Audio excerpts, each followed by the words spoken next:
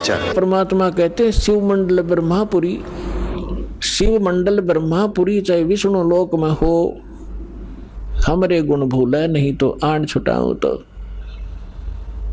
जैसे कोई भक्त इस ज्ञान से परिचित और किसी कारण से नाम खंडित हो जाने से उसकी मृत्यु हो जाती है, तो वो कहाँ जाता है?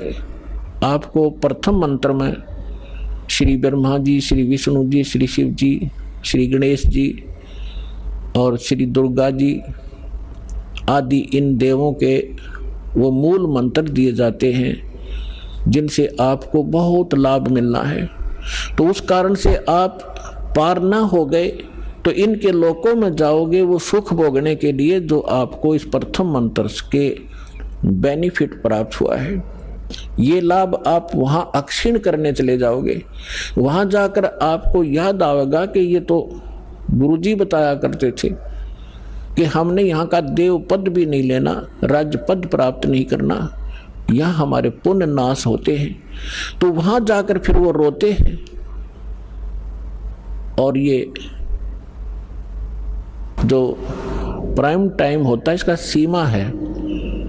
जैसे अब जो बिजली पीढ़ी चली है इसका समय निर्धारित है, उसके बाद ये भक्ति नहीं रहेगी। इस बीच जो निकल गया सो निकल गया। तो वो भक्ति जो युग है उसका समय समाप्त हो चुका होता है और उनकी मृत्यु हो जाती है। वो कोई ब्रह्मा जी के लोक में जा रहा होता है, कोई विष्णु जी के लोक में, कोई गणेश जी के यहाँ अपने इन मंत्रों के पुनों के आधार से, भक्ति के आधार से इनको वहाँ खाता है, बर्बाद करता है। तो वहाँ वो रोते हैं। तब परमात्मा जाते हैं, उनको वहाँ से छुड़वा कर लाते हैं। उनको उस समय मनुष्य दोबारा जन्म नहीं देते, उनको अपने पास सटोक में रखते हैं। उनके ऊपर इतना रहम हो जाता है कि अब उनका जन्म आपके घरों में होगा। आपके बेटा बेटी, आपके पोता पोती के रूप में सबके घर वो पुण्यात्माएं आएंगी। उनके संस्कार इतने गजब के होंगे, इतने अच्छे होंगे कि उनको किसी प्रकार का कोई कष्ट नहीं होगा उनके जीवन में। और उनको जन्म से ही मंत्र मिलेंगे। 3 वर्ष के होते ही भक्ति करेंगे और 8 वर्ष का होते उसको सतनाम मिलेगा। और फिर 12 वर्ष के बाद, 13 वर्ष के बाद अंत ही उसको सारनाम प्राप्त होगा। अब के वो मोक्ष प्राप्त कर जाएंगे। आप भी करोगे क्योंकि ये भक्ति युग प्रारंभ हुआ है। और या तो इसी जन्म में पार हो जाओगे। देखो कोशिश करना कि इसी जन्म में पार हो, फिर तो फिर ही होता है। नेक्स्ट लाइफ का, नेक्स्ट जीवन की सपने में भी इच्छा मत रखना। फिर भी किसी कारण से पैर फिसल जाता है तो वो फिर तुरंत ही मनुष्य जीवन प्राप्त करके तुरंत ही भक्ति पर लग जाता है। अपने आत्माओं देखो, आप भक्ति और इस अध्यात्म मार्ग से परिचित नहीं है। अब जैसे यहाँ कितने दुखी भक्त आते हैं, रोगी आते हैं, सब जगह जवाब मिल जाता है, वो यहाँ लेकर आते हैं। हमारे भक्त उनको समझाते हैं कि चलो आप वहाँ ठीक हो जाओगे। तो वो केवल ठीक होने के उद्देश्य से जो आते हैं और वो ये सोचते रहते हैं कि हम ठीक हो जाएं, बस इतना ही हमें चाहिए, तो उनको परमात्मा राहत शीघ्र नहीं देगा। आप ये उद्देश्य लेकर आओ, इस ज्ञान को समझाओ। जिसको भी आप लाते हो अच्छी बात है, ज्ञान समझाओ और ज्ञान समझा कर फिर उनको नाम दिलाओ। फिर परमात्मा तुरंत हाथ पकड़ लेता है। और यदि ऐसे ले आते हैं और वो इस उद्देश्य से आते हैं, बुरी बात नहीं है, अच्छा है। यदि वो व्यक्ति नाम, क्योंकि नाम तो हम देंगे ही देंगे, समाधान तो बाद होगा, तो पहले मंत्र दे देंगे। अब नाम जिसने मिल गया और अंतिम सांस गिने, मरना तो उसने था ही, इस मंत्र को एक बार पूरा बोल दे, सुन ले, वहां पर ना बोल सके और मृत्यु हो जा तो भी उसको मनुष्य जीवन मिलेगा। उसमें बीज भक्ति का बूगा। हमने असंग जन्म हो गए, जन्मते मरता ने, धक्के खात्या ने, और अब मनुष्य जीवन प्राप्त होगा तुरंत ही 10वें महीने या सतलोक आश्रम बरवाला में आ लेगा और उसका फिर जीवन शुरू हो गया।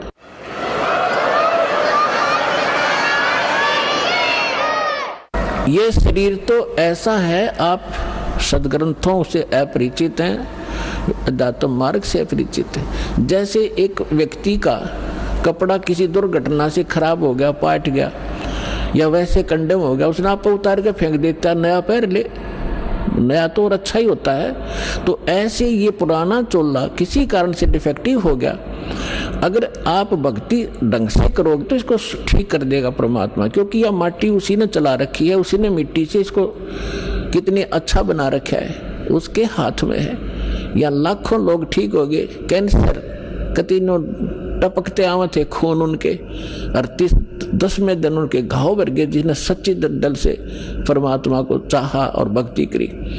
तो दास का कोई उद्देश्य आपको बहकाना नहीं, लेकिन सच्चा ज्ञान बताना। और आप देख रहे हो यहाँ पर जो भी पैसा आता है आपका दान किया हुआ सारा परमात्मा के भक्तों के लिए खुला भंडारा खोल रखा है, सारी व्यवस्था कर रखी है। केवल परमार्थ के लिए परमात्मा ने दास को भेजा है। आप भगवान के बच्चे हो, दास भगवान का नौकर है, और नौकर को हमें हमेशा डर बना रहता है कि भगवान के बच्चों को, मालिक के बच्चों को ऐसी धारणा हो जा जिससे मालिक रुष्ट हो जाए, उसकी नौकरी को खतरा ना हो जाए। तो दास इस उद्देश्य से आपकी सेवा कर रहा है। आप सच्चे दिल से जब भक्ति करोगे आपका मोक्ष होगा। और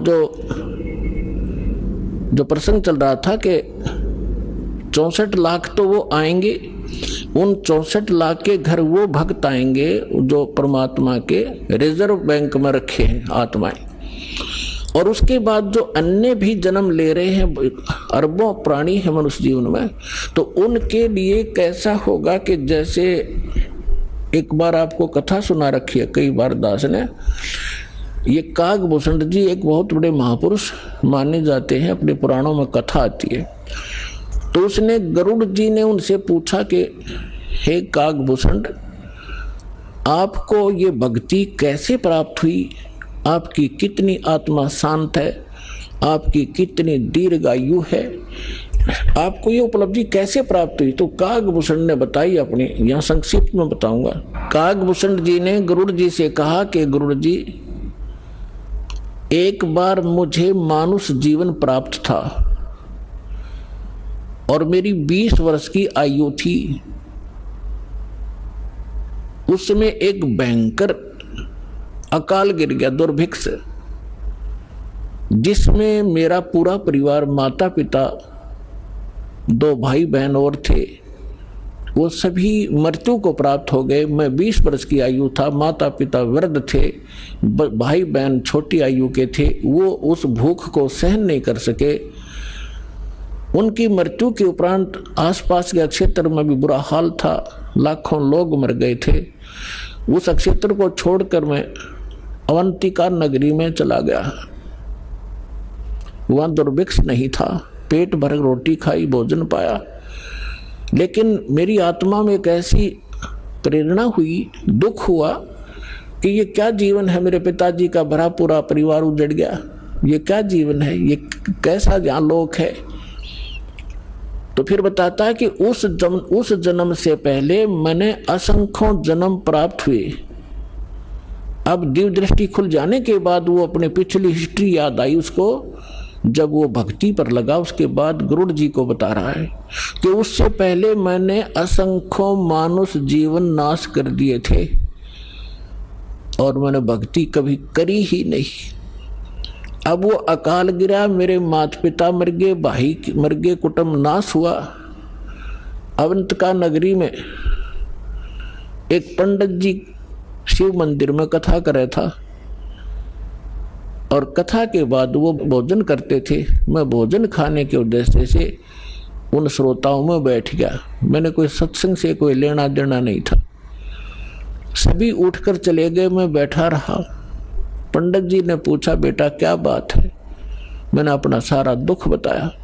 उसने मुझे एज ए अपना सन, बेटे की तरह प्यार किया पंडित जी ने, पुजारी ने, और कहा बेटा ये संसार तो दुख का घर है, आप यहाँ रहो, यहाँ भोजन पाओ, और बेटा यहाँ मंदिर में सेवा करो, सत्संग सुनो, दीक्षा ले लो। मैंने उसकी सारी बात मान ली, वहाँ सेवा भी करने लग गया, लेकिन दीक्षा वाली बात मेरे समझ में नहीं आई। 6 महीने तक वो कथा सुनाते रहे, मनुष्य जीवन के उद्देश्य को बताते रहे। मेरा कति घर नहीं करी, जू नहीं रहेंगी, मेरे इतने पाप बढ़े हुए थे क्योंकि मेरे अंदर भक्ति कभी बीज पड़ा नहीं था। 6 महीने के बाद मैंने कथा तो सीख ली जो गुरु बताया करते थे। मैं युवा था, गुरुजी वृद्ध हो गए थे। मैं श्रोताओं को गुरुजी की अब्सेंस में, अनुपस्थिति में वो कथाएं सुनाने लग गया। सुरीली आवाज थी, युवा शरीर था। श्रोता मुझे मेरी बड़ी प्रशंसा करने लगे कि क्या बात भाई, आप तो बड़ा गुरु जी से भी बढ़िया सत्संग सुनाते हो, वाह भाई वाह, आपकी तो बड़ी प्यारी आवाज है। इस जीव को बहुत प्रकार से ये हानि होती है, वो फाउल पॉइंट भी आपके रूबरू किए जाते हैं ताकि आप फिर से गलती ना कर जाओ, इसलिए ये कथाएं सुनाई जाती हैं। अब उन श्रोताओं की प्रशंसा से मेरे अंदर हवा भर गई, मैं अभिमानी हो गया, अहंकार बढ़ गया। एक दिन गुरुजी आए, मंदिर में पूजा के उद्देश्य से बाहर से आए और मैं श्रोताओं के बीच में बैठा था, प्रशंसा सुन रहा था। मैंने गुरुजी को बैठे बैठे ही दर्शन कर लिए, प्रणाम भी नहीं करा, बस नो देख लिया। जबकि गुरुजी को खड़ा होके मैं खड़ा नहीं हुआ। मान बढ़ाई का मारा कि मेरी बेइज्जती हो जाएगी जब मैं खड़ा हो गया था, क्योंकि प्रशंसक सामने बैठे थे। अब गुरुजी को कोई ध्यान नहीं था, उसको कोई मतलब लेना देना ही नहीं होता। नियम बता दिए, जो पालन करेगा सफल होगा, जो तोड़ेगा खंडित करेगा वो दंडित होगा। गुरुजी जाकर मंदिर में अपनी पूजा अर्चना करने लग गए। आकाशवाणी हुई उस मंदिर में और भगवान शिव के पुजारी थे वो पंडित जी। आकाशवाणी हुई, भगवान शिव ने कहा कि रे धुरत, तेरे को 1 लाख वर्ष के लिए नरक में डालूंगा। ये आकाशवाणी सुन ली गुरुजी ने। अपने आत्माओं, परमात्मा कबीर साहब कहते हैं बहुत प्यारा बालक माँ का। गुरु पिता को अपना बेटा या बेटी बहुत प्यारी होती है, लेकिन माँ को पिता से भी कई गुना और प्रेम बच्चों में होता है, स्वाभाविक है। और कहते हैं गुरु जी को उससे भी 100 गुना होता, माँ से भी ज्यादा 100 गुना प्यारे होते अपने शिष्य। उनके भविष्य के बारे में वो इतना चिंतित रहता है। कहते हैं बहुत प्यारा बालक माँ का, उनसे बढ़कर शिष्य गुरुओं का। तो यहाँ गुरुजी ने जब सुना कि कागभूषण को, उसका नाम कुछ अन्य था, कि भगवान शिव कैसे नाराज हो गए इस बालक पर, क्या गलती की, वो एकदम छोड़कर पूजा को आया कि बेटा क्या गलती की तूने, अक्षमा याचना कर। रे बालक दर शिव का ध्याना, ताते बख्शे तेरे प्राणा।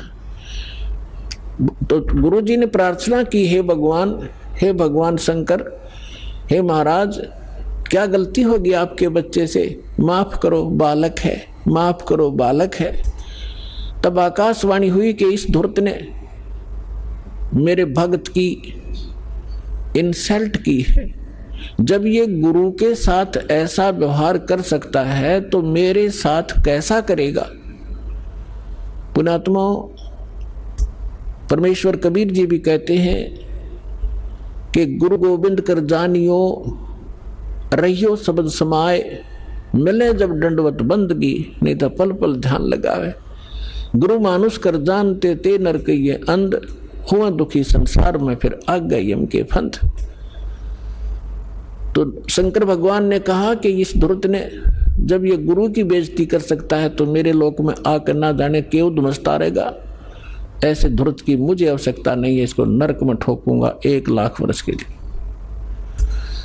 अब गुरुजी ने फिर कई घंटों तक प्रार्थना की, आपका बालक है, बच्चा है, क्षमा करो दाता, कुछ हल्की सजा करो इसकी। तब उसने कहा कि भाई देखो, मेरा वचन खाली नहीं जागा, जो बोल दिया ये वापस मैं ले नहीं सकता, इसको नरक में तो रहना पड़ेगा, लेकिन वहां यमदूतों से इसको कष्ट नहीं होने दूंगा। अब कागभूषण कहता है फिर मेरी कुछ समय के बाद मृत्यु होगी, मुझे 1 लाख वर्ष तक नरक में रहना पड़ा, लेकिन वहां यमदूतों ने भगवान शंकर की आज्ञा से मुझे कष्ट नहीं दिया, लेकिन रहना पड़ा नरक में। अब उदाहरण के लिए दास आपको सुनाता है कि जैसे कोई वर्तमान सरकार का मंत्री है और मंत्री का कोई मित्र है, उसकी किसी कारण से जेल हो जाती है, तो वो मंत्री उसको जेल से नहीं छुड़वा सकता। वहाँ के कर्मचारी अधिकारियों को, जेल सुप्रिटेंडेंट को कह देगा कि इसको कुछ नहीं कहना है, तो रहेगा जेल में, लेकिन वो उसको सजा कुछ नहीं, उसको दिक्कत कुछ नहीं करेंगे। तो वह सजा तो होए गई, वह दिक्कत हो या ना हो, कहने का भाव ये। तो फिर ये काकभूषण क्या बताता है कि उसके बाद मैं लाख वर्ष यम उस नरक न भोगे के फिर मेरा जन्म हुआ। तो एक लोम उस समय मेरा भक्ति बीज गिर गया, वो उस जन्म में।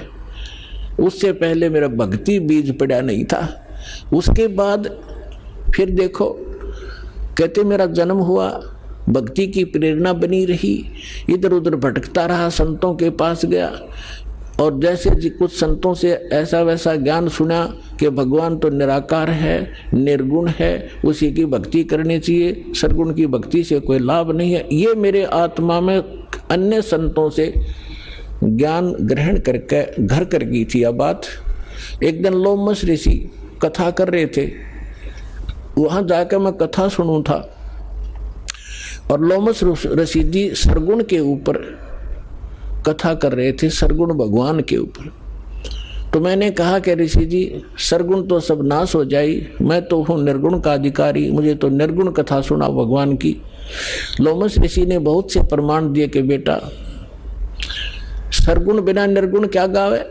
अगर भगवान को आपने सरगुण में नहीं देखा तो निर्गुण का क्या लाभ उसका। अब जैसे वृक्ष बीज के माही है, जैसे वृक्ष बीज के अंदर वृक्ष होता है, जैसे वृक्ष बीज सब ठोरा, जब उग गए तब दिखे मोरा।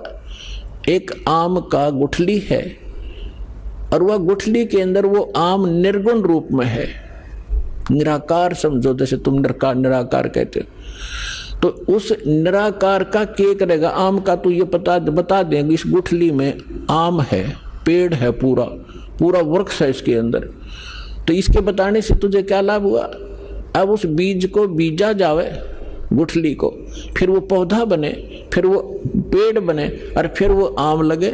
तो सरगुण बिना निर्गुण के गावे। तो भगवान का लाभ जो है सरगुण से ही होगा, निर्गुण के गीत गान तो नहीं होगा। अब कहने लगे मेरे ये उदाहरण बहुत से उन्होंने दिए पर मेरी बुद्धि में ग्रहण नहीं हुए। मैं उनके साथ ऊट पटांग अभद्र तरीके से प्रश्नोत्तरी करता रहा, यानी मजाक तौर पे। लोमस ऋषि ने मुझे श्राप दे दिया कि तेरा चंडाल के घर जन्म होना चाहिए, तेरे जैसे दुष्ट करे चंडाल, जा चंडाल बन। अब मुझे इतना एहसास हुआ कि मेरे से गलती हुई, मैंने क्रोध नहीं माना और मैं जो भी उन्होंने मुझे फटकारा डांटा, मैं ऐसे मायूस होकर देखता रहा। फिर मैंने हाथ जोड़कर चरण पकड़ के प्रार्थना की, हे ऋषि जी, इस दास को जन्म तो कहीं दे देना पर एक आशीर्वाद दे दो, मुझसे गलती तो बन ही गई कि मेरे इस भक्ति की भूल ना पड़े।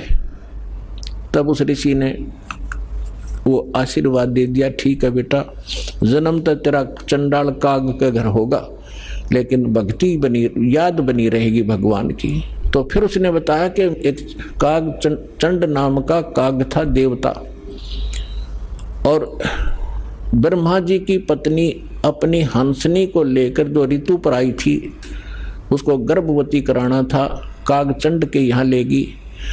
उनके संयोग से फिर मेरा जन्म हुआ। ऊपर से मुंह तो मेरा काग का है और नीचे का सारा शरीर देवताओं जैसा मनुष्य का है उसका। तो कहने का भाव दास का ये है। फिर क्या बताया उसने कि फिर जो मुझे आज जो वस्तु मिली, जो भक्ति मिली, एक जोगजीत नाम के संत मिले, ये परमात्मा थे। कहते हैं गोता मारूं स्वर्ग में जा बैठूं पाताल, गरीब दास ढूंढता फिरूं अपने हीरे मोती लाल।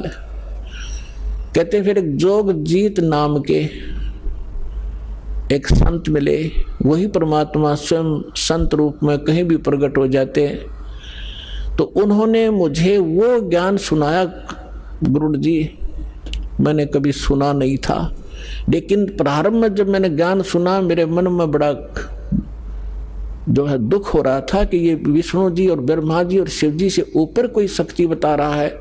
लेकिन मुझे वो डर था कि संत के साथ बेअदबी नहीं करनी चाहिए, क्योंकि मैं पहले भुगत भोगी था। लोमश ऋषि के साथ मैंने उठपटांग प्रश्नोत्तरी करके मैं बड़ा दुख पाया था।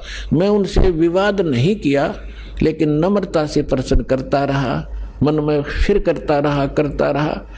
अंत में ऐसा समझ में आया भूषण जी, गुरु जी आज मैं जिस स्थिति में आज मैं हूँ और जो ज्ञान मुझे प्राप्त है और जो भक्ति मुझे प्राप्त है, शायद किसी को होगी। तो कहने का भाव ये है कि उसमें भक्ति बीज पड़ा कितनी कठिनता से, कि 6 महीने तक ज्ञान सुनता रहा, नाम लेने की नहीं सोची। इतना अंदर हमारे जो पाप कर्म घर कर चुके होते हैं, जो जिन्होंने किसी जन्म में भक्ति ना की हो, और फिर भक्ति की शुरुआत हुई और परमात्मा ने उस आत्मा को अपने शरण में लेने के लिए सारी क्रिया की। लोमश ऋषि से पहले उसको इतना डरवा दिया, यदि उस समय लोमश ऋषि काकभूषण को वो श्राप नहीं देता, वो डर उसके दिल में ना होता, तो परमात्मा का ज्ञान तो पुण्यात्माओं वो कभी नहीं सुन सकता था। आज आप देखते हो जितने भी पुण्यात्मा यहाँ आए हैं, आपने पहली बार यो ज्ञान सुना होगा तो आपकी सुई कभी 100 पर कभी 0 पर, कभी ऊपर कभी नीचे हुई होगी। ये क्या बक रहा है, कहाँ से ले आई ये ज्ञान? और फिर देखे आपने प्रमाण, अब दांतों तले उंगली दबा रहे हो आप। तो कहते हैं 100 छल सीधर मैं करूं अपने जन के काज। तो आपके ऊपर जो रहम परमात्मा का है ये विशेष है। जो दास कहना चाह रहा था, आपको ये यथार्थ ज्ञान समझाने के लिए ये प्रमाण उदाहरण दिया है। आप जी पुण्यकर्मी प्राणी हैं, पूर्व जन्म के मनुष्य थे, आपके अंदर भक्ति की आस्था विद्यमान थी, आपने शीघ्र ग्रहण कर लिया। और जो आपके घरों में अब संतान आएंगी वो भगवान के कोटे से आएंगी, बहुत अच्छी होंगी, उनकी तो आपने भविष्य की चिंता करने की जरूरत नहीं रहेगी। और जो अन्य प्राणी हैं वर्तमान के अंदर हैं, वो जो ऐसे हैं जो पूर्व जन्म के भक्त मनुष्य थे वो शीघ्र आ जाएंगे, और जो काकभूषण जैसे होंगे उनका भी तरीका अपनाया परमात्मा ने। क्या होगा, एक घर में तीनों ने दीक्षा ले ली, एक नहीं लेता, ठीक है, तो वो काकभूषण की श्रेणी का है। अब उसके लिए मालिक ने क्या दया करी है, घर में आरती चलेगी, कोई मंत्र कर रहा है इधर बैठ के, कोई कर रहा है इधर बैठ के, सत्संग चलेगा, ना चाहते हुए कभी देखा जरूर गा, सुनेगा, हैं बैठ के वैसे बैठा लेंगे, बैठता जा तू नाम मत लिए तो सुनेगा, तो कभी ना कभी उसके भी काकभूषण की तरह इच्छा बनेगी, उसके पाप नरमावेंगे। क्योंकि भगवान की कुछ ऐसे संस्कार होते हैं, ऐसे पाप होते हैं जो ज्ञान यज्ञ से ही समाप्त होते हैं। अब कुछ ऐसे पाप होते हैं जो प्रणाम यज्ञ से समाप्त होते हैं। जैसे कपड़ा मैला हो गया, सिंपली कोई धूल मिट्टी लगी है झड़का दिया, निर्मल हुआ। थोड़ी बहुत और मैल लग गया है तो वैसे पानी में से निकाल दिया तो भी ठीक हो गया। और भी ज़्यादा मैला है तो साबुन प्रयोग करना पड़ता है, और भी ज़्यादा कहीं कोई दाग लगा है तो ड्राई क्लीन करानी पड़ती है, तो वो तब निर्मल होता है। हमारे युगों युगों के अंतःकरण के अंदर बड़े धब्बे लगे हुए हैं, अंतःकरण में हमारे पाप जमा हैं, तो उन पापों के नाश के लिए ये सब प्रक्रिया आपकी यहाँ कराई जाती है। 5 यज्ञ कराई जाती हैं आपसे। एक यज्ञ है धर्म की, कुछ ऐसे पाप होते हैं जो धर्म करने से ही अक्षीण हुआ करते हैं। एक यज्ञ है धर्म की, दूसरी यज्ञ है ध्यान, परमात्मा का चिंतन, मीन ध्यान, उसकी कसक बने, उसकी एक न्यारी आपको याद बनी रहे, उसको ध्यान कहते। और तीसरी यज्ञ है हवन की, यहाँ पर एक ज्योति यज्ञ किया जाता है, ज्योति हवन किया जाता है, कराया जाता है। तो तीसरी यज्ञ हवन की, चौथी यज्ञ प्रणाम, दंडवत प्रणाम कराया जाता है, जिसे अहंकार नाश होता है और कुछ पाप इस प्रणाम यज्ञ से ही नाश होते हैं। और पांचवी यज्ञ है ज्ञान की। इस ज्ञान के सुनने से, कथाओं के सुनने से भी आपके बहुत से पाप अक्षीण होते हैं। अब जिस व्यक्ति को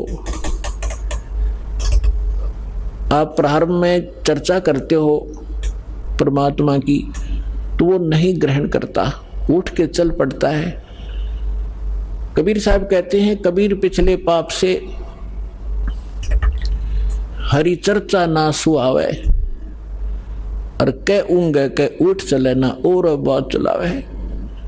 जैसे किसी कर्महीन प्राणी से, संस्कारहीन प्राणी से आप भगवान की चर्चा करने लगते हो, और वो आपका विशेष मित्र भी हो, विशेष नाती भी हो। अब जो ऐसा वैसा व्यक्ति होगा तो दो बात सुनते उठकर चला जाएगा कि ठीक है मैं फिर आऊंगा, मुझे काम जरूरी है, क्योंकि उसको वो अच्छा नहीं लग रहा, उसको सुहा नहीं रही। और कोई ऐसा मित्र होगा कि उठ नहीं सकता तो नींद आने लग जाएगी, लटके लेगा थोड़ी देर में।